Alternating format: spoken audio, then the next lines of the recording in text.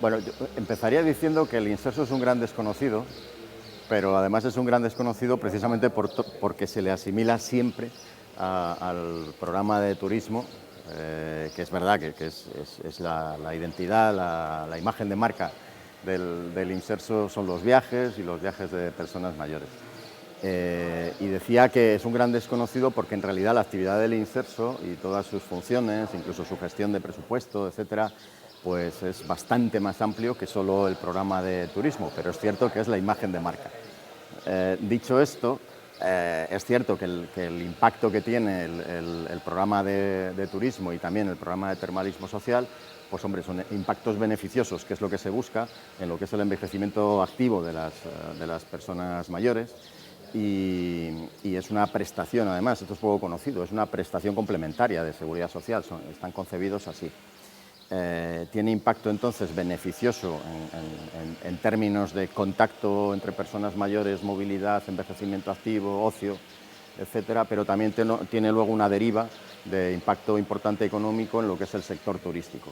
Siempre fueron diseñados también para mantener el empleo en zonas donde el empleo ligado al sector turístico era muy estacional, muy ligado a la temporada alta, por decirlo de alguna manera. Entonces, el programa de turismo del Inserso cubre esa parte de temporadas bajas con este otro turismo que moviliza, este año 820.000 plazas son las que se han convocado por temporada. Es un número importante y además distribuidas pues, por toda la geografía. Hay turismo peninsular, insular, de costa, etcétera. Y claro, ese mantenimiento del empleo es uno de los objetivos también fundamentales. Todo eso tiene a su vez impactos económicos importantes en cuanto a retornos económicos y en cuanto también a ese mantenimiento del empleo tan esperado. Pero nuestro objetivo siempre es pues, el envejecimiento activo y saludable de las personas mayores, que es para lo que está el Inserso, entre otras cosas. Hay que desmentir que se haya planteado el Inserso tener turismo en temporada alta. Esto no es así. Lo que pasa es que algún titular ha salido y ya la gente lo ha dado por bueno. Es cierto que es una contratación compleja y que a la lectura de esos pliegos de condiciones, etcétera, pues puede haber alguien que se haya despistado y no haya sabido entender lo que ahí se estaba diciendo. Una cosa es duración de contrato, que nada tiene que ver, porque una vez que termina la temporada hay que armar la siguiente temporada, hay que echar cuentas, digamos, con las adjudicatarias y por eso el contrato se extiende hasta... Pero es el contrato con adjudicatarias, con las UTEs. No las temporadas de turismo. Las temporadas de turismo son como en todos los años, en la temporada baja. Es notorio que nosotros hemos trabajado para que todo esté articulado cuando debe estar, para empezar cuando se debe, que tradicionalmente ha sido en el mes de octubre. Incluso diría, dentro del octubre generalmente era después del Pilar, o sea, a partir del 15 de octubre, una cosa así, es cuando suelen empezar, o sea, hay la comercialización para empezar ya directamente los viajes. Y esa es la previsión y ese es el horizonte y la agenda con la que estamos trabajando desde el inicio. Hay que considerar que, bueno, pues por ejemplo, con respecto a los viajes, el Inserso ya suspendió, cuando se inició la pandemia, el 11 de marzo, antes del 14. Ya el 11 de marzo ahí hubo que suspender la salida de personas que estaban pendientes de viajar con el Inserso, conscientes de que la situación se estaba complicando mucho. Pero, por otro lado, el Inserso tiene una red de centros donde atiende a personas. Estamos hablando de 20 y tantos centros, atiende a personas con discapacidades graves y como cualquiera que tenga centros residenciales en estos meses atrás, pues hemos tenido que bandear la situación con muchísimo esfuerzo de todas las profesionales y los profesionales que están en nuestros centros y incorporando todas las medidas de seguridad que cabía para proteger a las personas. Además de la gestión en nuestros centros, que entiendo que ha sido bastante exitosa porque la verdad es que hemos podido evitar serias complicaciones y la COVID no es sencilla de evitar cuando se está gestionando centros residenciales. Aparte de esto, también pues tuvimos muchas iniciativas, como fue la de poner algunos de nuestros centros a disposición de las autoridades sanitarias en diversas comunidades autónomas para crear en nuestros centros centros de drenaje o centros donde se trasladaba a personas mayores de residencias que tenían brotes para ser atendidos fuera y sacar de esa forma la COVID fuera del centro residencial de origen. Esto tuvo mucho impacto positivo en lugares como Asturias, también se ha hecho en La Rioja, también en Castilla y León se cedieron centros en este sentido, en una articulación de colaboración entre Administración Central y Administración Autonómica y también intersectorial, entre servicios sociales y sanidad, pues que resultó muy interesante en los territorios donde se ha podido realizar. Y además, pues hemos estado trabajando durante la pandemia en todo lo que era la articulación con las comunidades autónomas, junto con el Ministerio de Sanidad, en recomendaciones, adquirir conocimiento sobre lo que estaba sucediendo en los distintos servicios sociales, no solo en las residencias, también en ayuda a domicilio, otro tipo de servicios, qué estaba sucediendo y monitorizando la situación y aportando ideas también y discutiendo con el Ministerio de Sanidad cuáles eran las mejores estrategias de abordaje para una situación tan crítica, tan dramática, pero que afortunadamente ya parece que estamos superando. Es cierto que la población objeto del turismo del inserso es población que afortunadamente está mayoritariamente vacunada, lo cual pues, nos ofrece ya una situación de cierta seguridad, solo cierta, siempre hay que mantener las precauciones. Obviamente, todos los viajes se tendrán que adaptar a la situación en cada uno de los momentos y también a lo que digan, en primer lugar, las autoridades de salud pública de esa comunidad autónoma, de destino o de origen. Entonces, si hubiera, que esperamos que no, para ese momento, limitaciones, etcétera, pues habrá que cumplirlas efectivamente, con las medidas que sean oportunas de separación, de uso o no de mascarilla, depende de qué contextos. Es decir, todo esto se hará. Además, habrá una monitorización de todos los grupos, porque se viaja en grupo, y todos estos grupos, digamos, serán, entre comillas, grupos burbuja, de forma que estén muy monitorizados y estando todos muy atentos, en el sentido de que si surgiese alguna eventualidad estuviera el dispositivo preparado. Lo que no queremos es que se adopten medidas especialísimas, porque las personas mayores no son, por otro lado, más que también la población general y de hecho, lo que han demostrado durante toda la pandemia, creo yo, ha sido pues, uno de los comportamientos más abnegado y más responsable de los que hemos podido ver en toda la población, y más paciente también.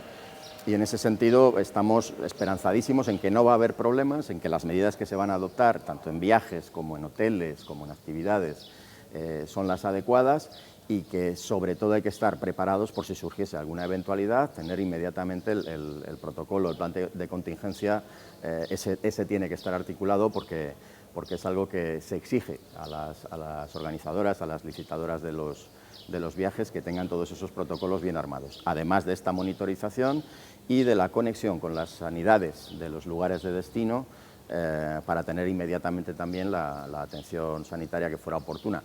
Los viajes incorporan personal sanitario.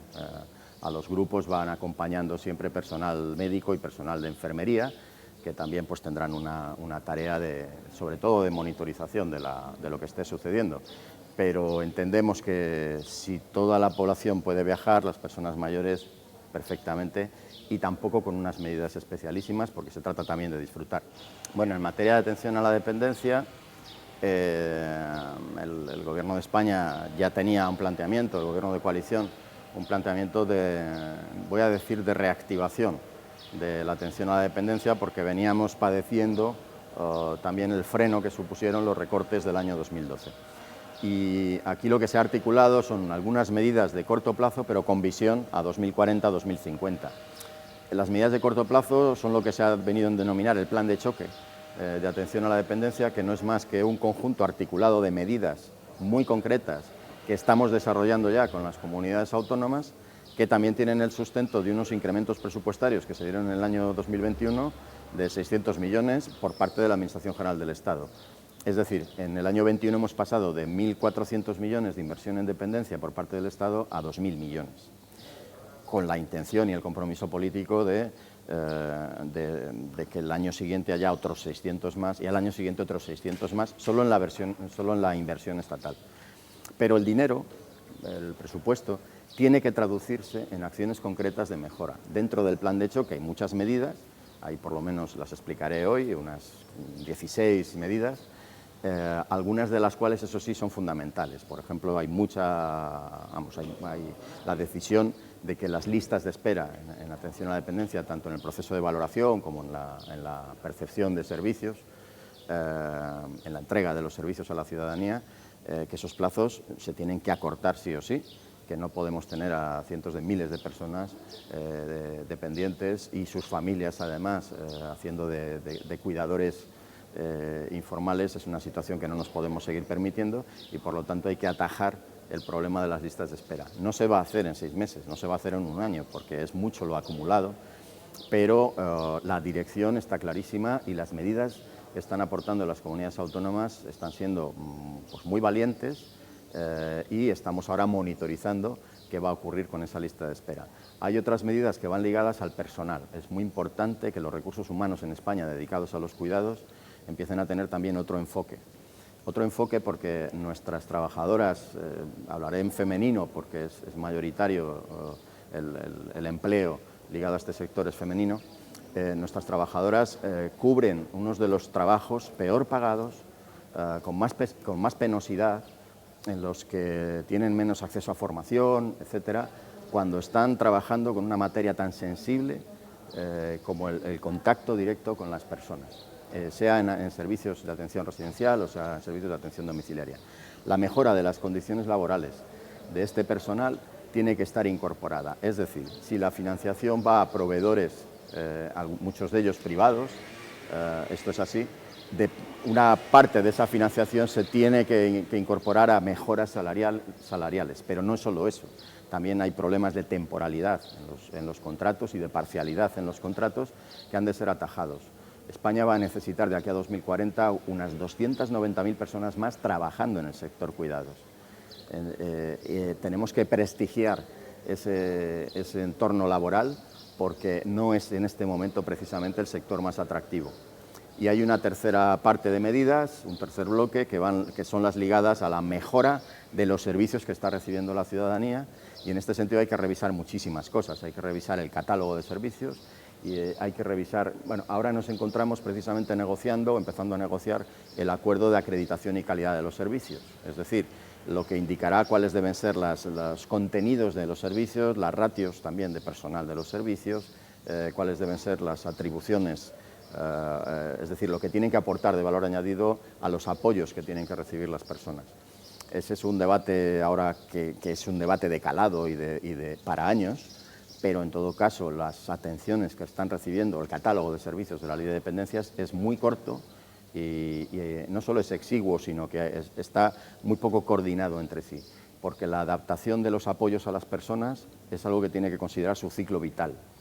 Es decir, a lo largo de la vida de las personas que necesitan apoyos se varía mucho, se cambia mucho. Y con este procedimiento administrativo tan absolutamente farragoso y burocrático que hemos articulado para la atención a la dependencia, es absolutamente imposible adaptar los apoyos a las personas a la velocidad que la vida de las personas cambia. Esto es un asunto clave y es un asunto que está encima de la mesa para incorporar las reformas que sean precisas en esta materia. Entonces, estos son como los 3 bloques de medidas solo en el plan de choque. Todo esto está encajado o incardinado en una estrategia global, una estrategia país dirigida a repensar todo el modelo de cuidados, porque es uno de los asuntos que tanto desde el punto de vista demográfico como desde el punto de vista de demanda social es evidente que tenemos que mejorar, que hay un amplísimo camino de mejora y hay muchas ideas sobre hacia dónde han de tender estos servicios y en eso estamos, en poner también las guías para que en un gran pacto, y tengo que decir aquí que hasta ahora, por parte del Ministerio de Derechos Sociales, Agenda 2030, de la Secretaría de Estado y del propio Inserso, el trabajo en las mesas de diálogo, que son el pacto territorial con las comunidades autónomas y el diálogo social con patronales y sindicatos, está siendo absolutamente enriquecedor para todas las partes y hay enorme voluntad por todas las partes, sin ninguna cortapisa, para avanzar y para llegar a acuerdos importantes como ya estamos haciendo. El Gobierno no llega a cumplir el 50% de la financiación de dependencia. A ver, lo que ha hecho este Gobierno, precisamente, y este Ministerio, ha sido por primera vez sentarse en la mesa con los agentes sociales y con los agentes territoriales y reconocer que no se llega a ese 50%. Y elaborar un plan precisamente en el que está incorporando importantísimas cantidades de dinero por parte de la Administración General del Estado al sistema. Es decir, nosotros siempre hemos partido de ese reconocimiento, entonces no es una crítica. Hasta ahora se ha estado jugando a un juego de trileros, de a ver si uno pone más, el otro pone menos, este dato es falso, este dato... se acabó la historia. Es decir, ¿qué pasa? ¿Cuánto está aportando la Administración General del Estado? ¿Es un 18? ¿Es un, no lo sé, el promedio en España? Pues partamos de la línea de base, partamos de la realidad para mejorarla. Ya está reconocido que hay una infrafinanciación. El plan de choque, en dependencia, pactado con las comunidades, y el plan de choque pactado en la mesa de diálogo social, tiene un apartado en el que se reconoce la infrafinanciación estatal y se establecen además los tiempos para recuperar el pulso de la financiación estatal al sistema. Entonces no lo considero una crítica. Insisto, bueno, una crítica en el sentido de, es una apreciación de la verdad, de la realidad. Dicho lo cual, la aportación de la Administración General del Estado que se está incrementando sí tiene que ir dirigida, tenemos que asegurar como Administración General del Estado que va dirigida a la atención a las personas, a mejorar el sistema en todo su espectro. Y el campo de mejora es amplísimo y ahí la dinámica es de plena colaboración, insisto, entre... o sea, no hay peleita en esto, política en este momento, entre comunidades autónomas y Administración General del Estado. Hay un reconocimiento de que efectivamente se ha infrafinanciado el sistema, no fue precisamente este gobierno el que recortó la financiación estatal, hay que recordarlo, y lo que ha hecho este gobierno de coalición ha sido precisamente incorporar créditos, vamos, como nunca se habían visto en la atención a la dependencia en España.